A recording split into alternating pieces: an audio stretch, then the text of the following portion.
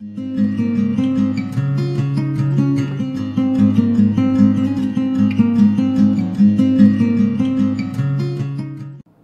guys again, and welcome back to my channel, and how you going if you are new to my channel, and thank you for clicking on my video and watching it. Today I am 9 DPO and I'm doing another first response test.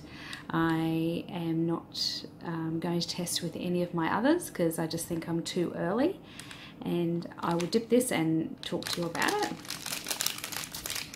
Okay. Sometimes they're a little bit hard to get into. Okay, 1, 2, 3, 4, 5. Okay, so I'm going to put it back up here like I did last night. Oh, yesterday would have been about 5:30. I did my last test, and yeah, so it's probably a bit too soon. It hasn't been 24 hours. However, I wanted to get into my routine of doing one in the morning because I'm back on days off, back on shift again tomorrow. So the only opportunity I do have is either in the morning or evening. So yesterday was a little bit of a bummer. It was 8 DPO, and normally actually in the afternoon-ish, I have been getting my big fat positive. My last 4 pregnancies, they all went to miscarriages, but I all got positives at 8 DPO, and I didn't yesterday. So it can go either way. It might be a good sign. Maybe I'm planting too early, I'm not sure. Or it might be, yeah, I'm not sure. So anyway, we'll keep testing until I'm out. And I better check my timer as well. Okay, yeah, just so to be sure, I won't do it exactly 3 minutes. I like to let it sit, especially when it is early. So what are my new symptoms today? Okay, so still not really many symptoms. That's why I'm not overly confident this cycle, not only because of, you know, only just having a miscarriage like I said yesterday, but I had this over-exaggeration ovulation thing, and I surged for like 4 days and didn't ovulate till the 5th day. So I'm wondering, if I don't get a positive, whether the egg was too big. So I'm don't think I'll be too disappointed, because I kind of feel like that is, because the not really many symptoms. The only things this morning was when I woke up, I took my temperature. I do that every single morning, and I do that around 6 o'clock. And you should do your basal temps every morning. And before I go back into that, yeah, I felt like I had period cramping in my lower tummy and my back area. And what else do I have? And so then after I woke up, I had a little bit of like ovulation pain. It was kind of like a throbbing on both sides of my ovaries, would you believe, the left and the right side. So I could have possibly have ovulated on both sides, because I felt it both sides, and now been feeling pinching both sides. It's just whether, it doesn't mean that you're going to conceive, and it doesn't mean you're going to conceive both eggs either if you have a double ovulation, because I have had them a few times before. In one of my pregnancies, they thought I had a heterotopic because I did have cysts on both ovaries to indicate that I'd ovulated, and so they thought I had a heterotopic, and I had an operation and everything, and it wasn't. And then I lost the actual one that I had in the uterus a week later. So that was devastating. So yeah, so this time I had this pinching again today. I'm not sure what that's about. It's a bit throbby. Yeah, and other than that, nothing.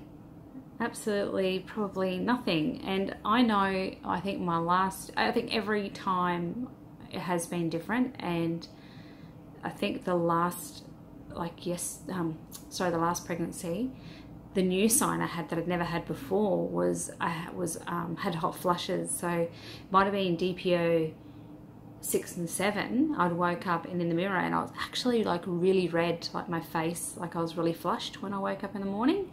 And then I got my positive on ATPO, so that was only the only new thing that I'd had in symptom wise.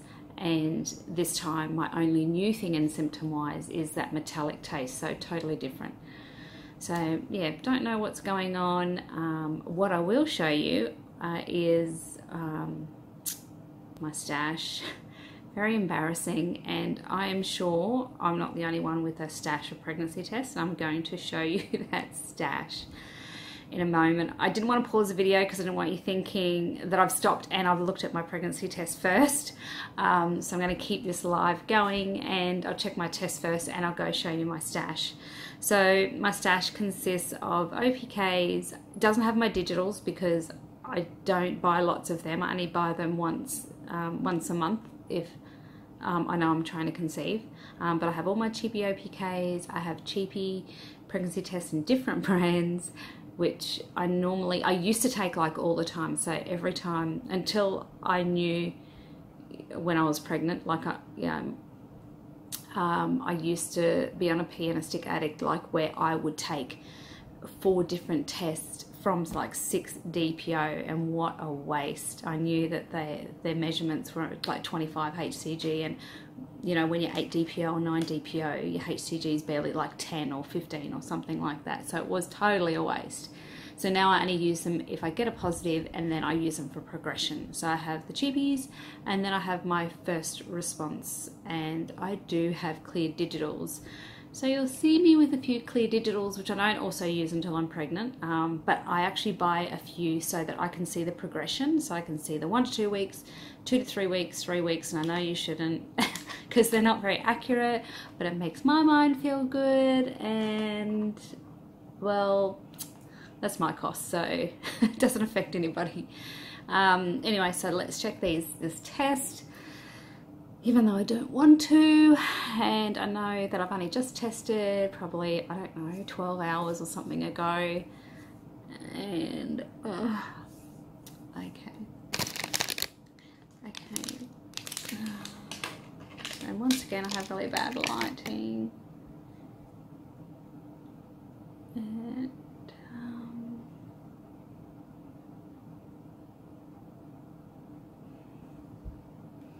as you see, if I could see something, I would have said something to you by now. And I'm doing that crazy, stupid squint. You know, every angle, maybe the light will give me a positive.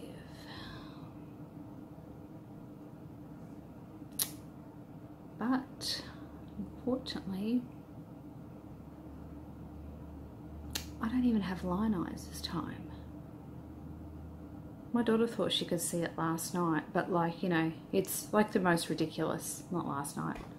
Well, I call kind of 5 o'clock at night time, but yesterday evening or afternoon, my daughter thought she could see it, but I'm not even seeing it this time. And I don't have my torch, and I don't have her torch. And it's 9 DPO.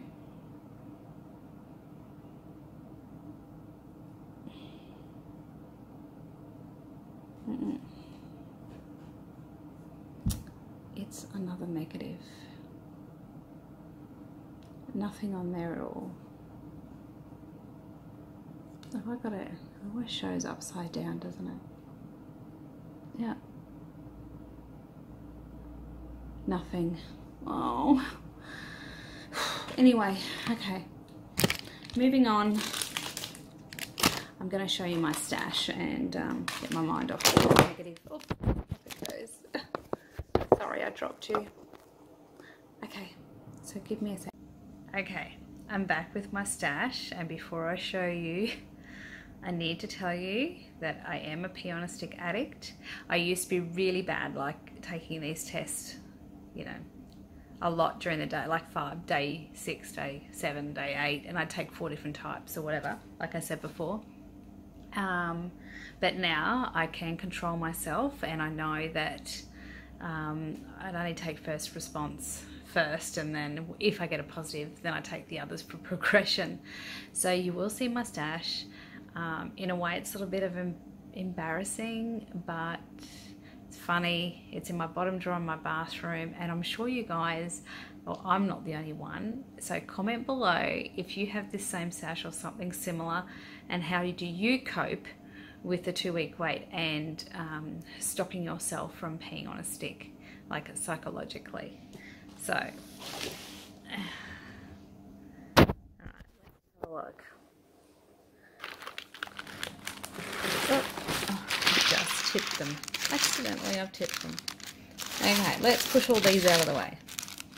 I know you're already going, oh my goodness, oh my goodness.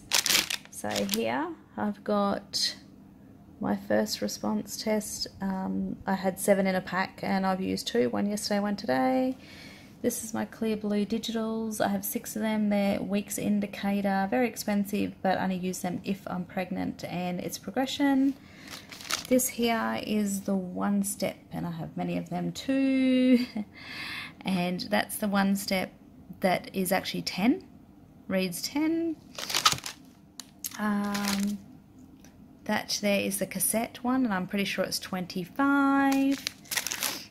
And the other stash I have are these, which is the 1-step strips. Right there. And I take that, I think they're 25. And yeah, so anyway, that is all over the place because I just dropped it a little bit. But that is my stash, and I know there's a lot. But sometimes I don't even touch this. Like if I didn't have a, actually this is the first time I haven't touched them, because each time I've fallen pregnant, like I'm religious with my basal temps, my ovulation testing and that, and I've been pretty successful with what I'm doing, and I've fallen pregnant 4 times. However, I've miscarried 4 times. So I haven't had a build-up of stash like this. And because I've learnt that they're not going to work until about 12 DPO, those 25, because usually 8 DPO, it might only be like your HCG might be 10 or 15 or something, so you're wasting your money on the others. So yeah, that is my stash, and yeah, I'll never change that. So, but you know, I do hold back now. Anyway, so let's talk about this ovulation tests. Okay, so very important. There's been heaps of women out there that, and I know personally that have gone to fertility specialists because they think they can't fall pregnant on their own. And it's like, and I'm one of them, okay? So I had fertility and I had my twins, and you know, at the end of the day, I just didn't know my body. I didn't like read the signs of my body. I didn't know, and you know, Google's a wonderful thing now because it educates you, and it saves so much money because you pay so much for fertility specialists. And now all it is that we don't know our bodies, and like now we have these ovulation tests and things like that. As 15, or were the twins now, nearly 16 years ago, I never even thought of buying a pregnancy test or getting an ovulation test. I went to the doctor to get a pregnancy test, or I went to, you know, the specialist did it, you know, like I never had a pregnancy test, never did an ovulation test. So until I just started doing my own research when we've decided, you know, to have a baby, yeah, this is spending months and months, like we're on a, I don't even know what month now we are. So what are we in now? 15 or 16 months into trying to conceive. And yes, we have, it seems like a long time, but we have been pregnant 4 times. So if you think about 4 times in 15 months, in between's been all the recovery. So I've never had a negative. This is the only time I'd feel like I'm not going to get one, but I've only just miscarried really. And that exaggeration of the ovulation, I'm thinking that the egg might be too big. So that'll be my only reason if it didn't work for me, like using my methods. So these are just my methods, and this is only my opinion. This isn't medically or medical, whatever you want to, how you want to say it. But this is just works for me, and it's worked for me each time. So making sure you're doing your basal temps every day. So download your app, do your basal temps, and either just buy a basal thermometer, not a normal thermometer, a basal thermometer, and you can get them in just your normal chemist. It actually says on there what they are. Or if you want to spruce out a little bit more, watch my video on this bad boy, and it is fabulous because not only does it do your temperatures and syncs to your phone, and just uploads automatically, and does all the graphs or whatever, it does an approximation on your LH surge and your HCG. Like, it has this little camera thing that you take a photo of the lines and it gives you an approximate HCG, which I tested on my other ones just to have a look, and it was actually pretty good. It wasn't spot on, but it was actually, yeah, it was pretty good. So and it actually tells you what your surge is, you know, like I think low was 0 to 9, and then say it was 10 to 80 or something for, you know, like high, and then peak was like 90 to 200 or something like that. And one of mine actually came back at 200, and it was a blazing positive. So it picked that up.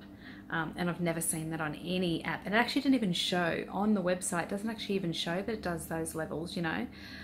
The only other thing too is when I take it off, you don't hear the beep. It's because I adjusted the volume on it.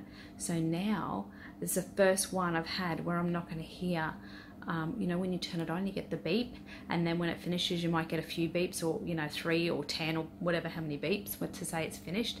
6 o'clock in the morning, hubby doesn't want to hear that. So this is awesome because you can turn the volume down on your app and you can't hear it beeping at all. So it just uploads, and then that's it. You just got to probably estimate like a minute or a minute and a half. You can kind of see how long it takes after a little bit.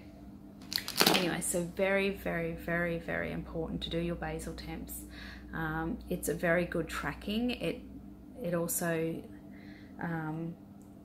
like it tracks with your temperature. Like, you'll know what your menstrual period should be, your temperatures, what your ovulation should be 3 days after your ovulation. If it rises, you know, like 3 days in a row, you know that you did ovulate. It's probably not 100% accurate, but if you had 3 high temperatures and they keep kind of, you know, like climbing, it might go up and down a tiny bit, but if it keeps climbing, you know, it's a really good sign.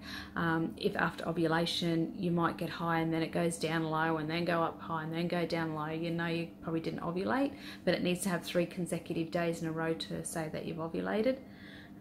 So yeah, very, very, very, very important. That and those ovulation tests, and just tracking with